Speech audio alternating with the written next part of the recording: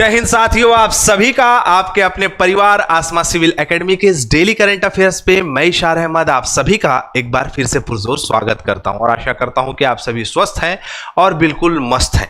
साथ ही साथ अपनी प्रतियोगी परीक्षा की तैयारी बेहतर जोरों शोरों से और एक युद्ध स्तर पे कर रहे हैं। मेरे प्रिय साथियों, आज मैं आपको चश्मा लगा हुआ दिखाई दे रहा हूँ। तो दरअसल क्या है, मुझे आंख में चोट लग गई थी और इस चोट लगने की वजह से जो है मैंने इसे पहना है, क्योंकि लाइट की वजह से प्रेशर जनरेट होता है।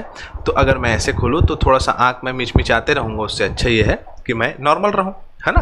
तो आज हम पढ़ेंगे 27 जून के इंपॉर्टेंट करंट अफेयर, जो कि हमारे एग्जाम के लिए बहुत ही इंपॉर्टेंट है। वीडियो में शुरू से अंत तक बने रहिएगा।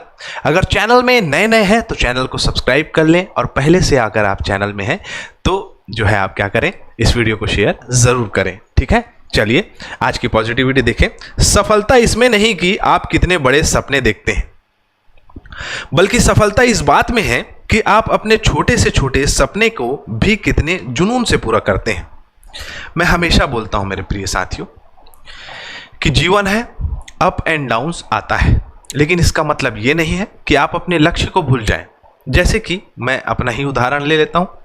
मेरे आंख में लग गया, थोड़े से यहाँ चोट है, थोड़े से यहाँ चोट है। क्यों? क्योंकि मैं एक फिजिकल एक्टिविटी कर रहा था, फुटबॉल खेल रहा था, तो उसकी वजह से लग गया। लेकिन इससे कुछ फर्क पड़ता है क्या?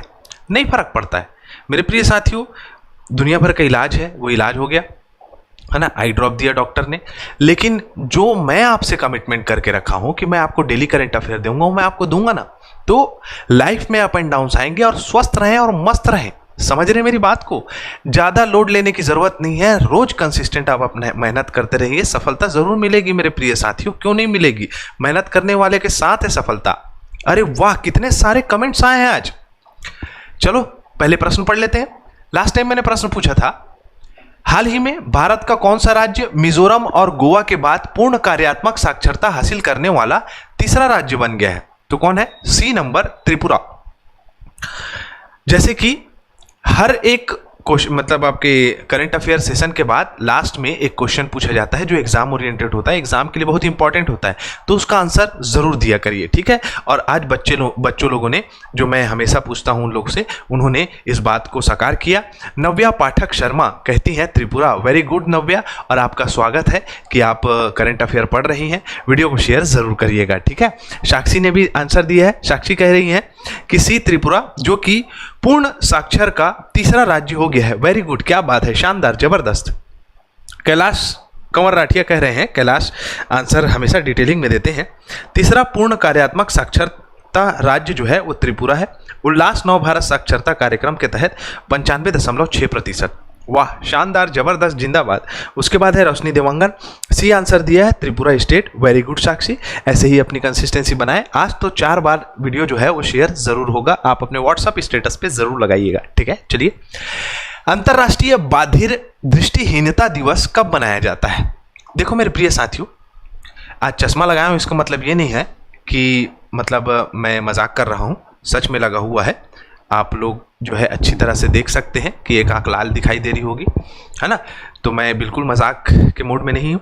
27 जून को मनाया जाता है, और जो एक महिला है जो कि पूर्ण रूप से दृष्टिबाधित रही हैं, जिनका नाम है हेलेन केलर, ठीक है। ये जो है सामाजिक कार्यकर्ता रही हैं, है ना। स्वयं दृष्टिबाधित जो है आपका दृष्टिहीन बाधित रही हैं, और फिर उन्होंने शिक्षा, मानवाधिकार और विकलांगता के क्षेत्र में उल्लेखनीय योगदान दिया है। तो इनको याद करते हुए 27 जून को मनाया जाता है अंतर्राष्ट्रीय बाधिर दृष्टिहीनता दिवस, ठीक है। पीडीएफ आपको टेलीग्राम चैनल में मिल जाएगा। टेलीग्राम में जो है जाकर आप आसमा सिविल एकेडमी के वहाँ पर आप सब्सक्राइब कर लीजिए, ज्वाइन कर लीजिए चैनल को, और उस चैनल को जो है शेयर ज़रूर करिएगा, ठीक है। डेली पीडीएफ डल जाता है, और कुछ करंट अफेयर बोलता हूँ, आपके स्टैटिक जीके के भी पोर्शन डलते हैं उसमें। साथ ही साथ उसमें आपको बहुत सारी चीज़ें प्रोवाइड की जाएंगी, ठीक है। ये वीडियो भी जो है उसमें डल जाता है सवेरे सवेरे। हाल ही में 64वें ओस्ट्रोवा गोल्डन स्पाइक 2025 में भाला फेंक स्पर्धा में नीरज चोपड़ा ने कौन सा पदक जीता है? तो मैं आपको बता दूं कि इस हफ्ते का इनका दूसरा स्वर्ण पदक है। शानदार खिलाड़ी, जानदार खिलाड़ी, जबरदस्त खिलाड़ी, क्या नाम है? नीरज चोपड़ा। अपने आप में बहुत डायनेमिक पर्सनालिटी के ये व्यक्ति नीरज चोपड़ा 64वें अंतर्राष्ट्रीय ओस्टोवा गोल्डन स्पाइक 2025 में स्वर्ण पदक जीता है। और 20 जून 2025 को पेरिस डायमंड लीग में भी इन्होंने स्वर्ण पदक जीता था। गोल्डन स्पाइक टूर्नामेंट जो है एक प्रतिष्ठित आयोजन है जो कि विश्व athletics continental tour gold level meet का हिस्सा है। ठीक है, नीरज के कोच और नीरज के कोच की बात करें जो कि है जॉन जेलजनी, चेकिया के हैं ये। इन्होंने 1996 में 98.44 मीटर भाला फेंककर अपना विश्व रिकॉर्ड बनाया था। ठीक है, और इसमें सेकंड नंबर में आया है कौन? अफ्रीका के डोव स्मिथ, दक्षिण अफ्रीका के, और ग्रेनेडा के एंडरसन पीटर्स तीसरे स्थान में आया है। अगर हम ऑस्ट्रेलिया रेस वॉकिंग चैंपियनशिप की बात करें, इसमें जो है आपका रेस वॉकिंग टूर्नामेंट भी हुआ जिसमें प्रियंका गोस्वामी भारत की, इस्ब्रुक ऑस्ट्रेलिया स्थान में हुआ था। 10 किलोमीटर रेस में स्वर्ण पदक जीता है इन्होंने, और 35 किलोमीटर में दूसरा स्थान संदीप कुमार ने प्राप्त किया और राम बाबू तीसरे स्थान में थे। दोनों भारत के हैं। ठीक है, तो आपको ये याद रखना है। चले आगे। अगला है आपके स्क्रीन पे, खेलो इंडिया यूनिवर्सिटी गेम्स 2024 के 5वें संस्करण की मेजबानी कौन सा राज्य करेगा? तो ये भी खेल से संबंधित है, खेल से संबंधित प्रश्न पूछे जाते हैं।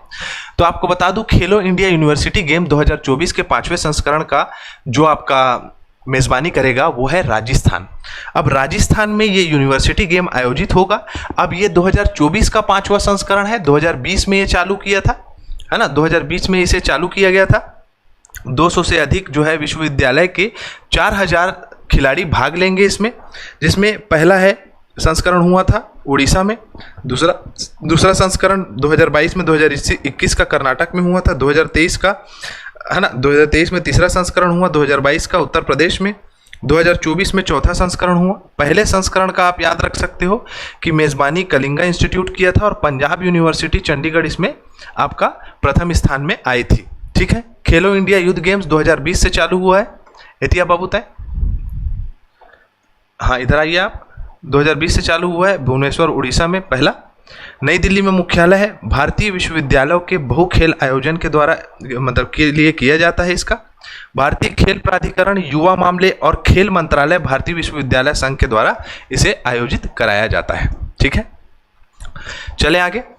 अगला प्रश्न हमारे स्क्रीन पे ये रहा, हाल ही में नासा के international air and space programme को सफलतापूर्वक पूरा करने वाली पहली महिला भारतीय कौन बनी? तो इनका नाम है डगेंटी जानवी। क्या नाम है इनका? डगेंटी जानवी जो है दक्षिण भारत की निवासी और बहुत ही शानदार अंतरिक्ष विज्ञान में परिपूर्ण, शानदार के साथ साथ ये नासा स्पेस एप्स चैलेंज में ये अवार्ड पा चुकी है, पीपल चॉइस अवार्ड, और इसरो के द्वारा यंग अचीवर्स अवार्ड भी इन्हें विश्व अंतरिक्ष सप्ताह समारोह में प्रोवाइड कराया गया था। अब हम बात करते हैं कि 2019 में ये मिशन होगा, लॉन्च होगा, जिसमें जानवी पहली भारतीय शामिल होंगी नासा के इस प्रोग्राम में। इनकी अगर क्वालिफिकेशन की बात करें, शैक्षणिक योग्यता की बात करें, तो इन्होंने इलेक्ट्रॉनिक्स एंड कम्युनिकेशन इंजीनियरिंग में पढ़ाई करी है लवली प्रोफेशनल यूनिवर्सिटी में। ठीक है, जो कि पंजाब में है, और इंटरमीडिएट की पढ़ाई इन्होंने पालाकोल्लू नाम की जगह पे करी है। ठीक है, नासा की बात करें, नासा से अगर स्टैटिक प्रश्न पूछा जाए तो क्या होगा? 1958 में इसकी स्थापना हुई है। ड्वाइट डी आइजनहावर इसके संस्थापक हैं। वॉशिंगटन डीसी में इसका मुख्यालय है। ये 3 चीजें इसमें पूछ सकती है। ठीक है, आदर्श वाक्य सभी के लिए, लाभ के लिए इसका आदर्श वाक्य है। ठीक है, for the benefit for all, है ना। चलो, रथ यात्रा 2025 जो कि 27 जून से 5 जुलाई तक चलेगा। इस दौरान यात्रियों की सुविधा के लिए किस रेलवे जोन ने ई कोर यात्रा मोबाइल ऐप लॉन्च किया है? ई कोर यात्रा मोबाइल ऐप लॉन्च किया है ईस्ट कोस्ट रेलवे स्टेशन के द्वारा। जगन्नाथपुरी में रथ यात्रा होगी और रथ यात्रा 27 जून से लेकर आपका 5 जुलाई तक होगी। ठीक है, अब इस बीच में यात्री श्रद्धालु यात्रा करेंगे तो उनके लिए कोई असुविधा ना हो, इस वजह से ये जो है पोर्टल स्टार्ट किया गया, जिसमें आप देख सकते हैं कि रियल टाइम ट्रेन की जानकारी प्रोवाइड कराई जाएगी। 25 जून से 7 जुलाई तक के चलने वाली सभी ट्रेनों की वैसे ही ठहराव और सुविधाओं की व्यवस्था की गई है कि इसमें टूरिस्ट हट्स, जानकारी, पीने का पानी का है, प्राथमिक चिकित्सा का है, सफाई, फ्री वाईफाई उपलब्ध होगी। वैसे ही बुकिंग की सुविधा के लिए यूटीएस मोबाइल से अनारक्षित टिकट दी जाएगी, आईआरसीटीसी से भी लिंक कराया जाएगा इसे। आपातकालीन सहायता, आरपीएफ, चिकित्सा, एम्बुलेंस, गुमशुदा व्यक्तियों की जो है आपका कहा जा सकता है आवागमन की स्थिति को पहचाना जाएगा और उन्हें जो है उनकी जगह पे पहुंचाया जाएगा। वैसे ही विशेष यात्रियों के लिए सुविधाएं, दिव्यांग यात्री के लिए व्हील चेयर सुविधा, वृद्ध यात्रियों के लिए बैटरी कार सेवा, सभी यात्रियों के लिए फ्री वाईफाई, सार्वजनिक शौचालय, ई कैटरिंग सेवा, सारी चीजें इसमें प्रोवाइड कराई जाएगी। तो आप सभी को जगन्नाथ यात्रा की ढेर सारी शुभकामनाएं। आप जाएं और श्रद्धा से वहां प्रार्थना करके आएं। ठीक है, चलिए, किस भारतीय वायुसेना अधिकारी ने 25 जून 2025 को अंतरराष्ट्रीय अंतरिक्ष स्टेशन ISS के लिए उड़ान भरी है? इसको मैं कल पढ़ा सकता था, लेकिन इसमें कुछ मैंने इंपॉर्टेंट फैक्ट डाले जो कि एग्जाम के लिए बहुत इंपॉर्टेंट होंगे। शुभांशु शुक्ला इनका नाम है। बहुत ही शानदार जो है ये जाने जाते हैं अपनी प्रतिभा के लिए। एनडीए भी ज्वाइन किया था इन्होंने, 2005 में स्नातक किया था एनडीए से, है ना। चलो इधर देखते हैं पहले। 25 जून 2026 को 12:01 में ग्रुप कैप्टन शुभांशु शुक्ला ने फॉलन 9 ब्लॉक 5 रॉकेट से उड़ान भरी, जो कि इंटरनेशनल स्पेस स्टेशन जाने के लिए है। पहली बार भारतीय अंतरराष्ट्रीय अंतरिक्ष स्टेशन में रहकर काम करेगा। पहला भारतीय होंगे जो कि अंतरराष्ट्रीय अंतरिक्ष स्टेशन में रहकर काम करेंगे। दूसरी बार है कि जब कोई भारतीय अंतरिक्ष यात्रा में जाएंगे। पहले राकेश शर्मा जी 1984 में गए थे। मिशन भारत की गगनयान योजना के लिए एक प्रेरणा है ये। 10 अक्टूबर 1985 में इनका जन्म हुआ है। कौन? शुभांशु शुक्ला जी का।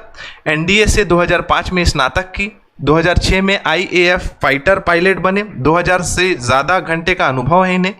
सुखोई 30, MKI, MiG-21, जैक्वार सारे जो है आपका इस मतलब फाइटर जेट में ये उड़ान भर चुके हैं। मिशन विवरण अगर बात करें X4 की, आप इधर जाएंगे, ठीक, चलो।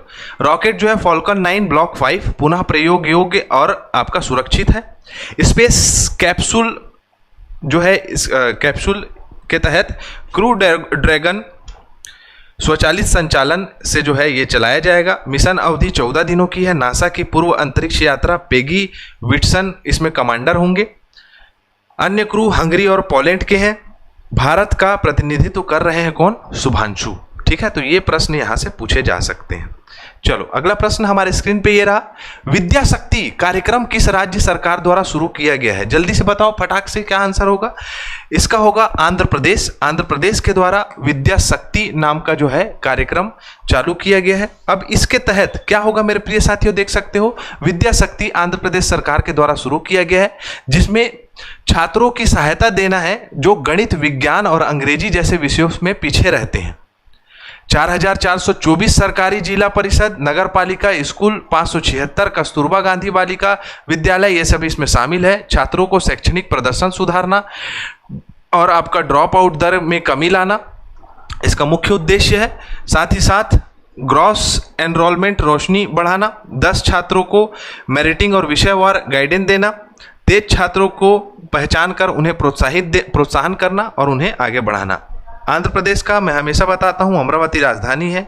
एन चंद्रबाबू नायडू मुख्यमंत्री है। एस अब्दुल नजीर जो है राज्यपाल है। 1 नवंबर 1956 में बना था और 2 जून 2014 को तेलंगाना इससे अलग होकर जो है आपका अलग राज्य बन गया था। फटाफट रिवीजन करते हैं। अंतर्राष्ट्रीय नशा विरोधी दिवस 26 जून को मनाया जाता है। नव्या नाम का जो है आपका कौशल सशक्तिकरण के लिए बालिकाओं के लिए जो है प्रोजेक्ट लेके आ रही है भारत सरकार, जिसमें कौशल विकास किया जाएगा। उसमें कच्छ गुजरात में आपका पहला of grid 5 megawatt green hydrogen pilot plant लगाया जा रहा है। अन्य पिछड़ा वर्ग की कैटेगरी में डाल दिया गया है ट्रांसजेंडर समुदाय को असम सरकार ने। वैसे ही महाराष्ट्र जो है हाल ही में जो है आपका शक्तिपीठ एक्सप्रेसवे शुरू कर रहा है ना, जो कि 16 जिलों को जोड़ेगा। ललित कुमार उपाध्याय ने संन्यास ले लिया, जो कि एक बहुत ही अनुभवी आपका हॉकी खिलाड़ी थे। सतत विकास रिपोर्ट 2025 के अनुसार भारत ने पहली बार सतत विकास लक्ष्य सूचकांक में कौन सा स्थान प्राप्त किया है? इसका आंसर आपको देना है। हमारा सत्र यहाँ कंप्लीट होता है। मैं इसी के साथ इजाजत चाहूंगा। जय हिंद, जय भारत।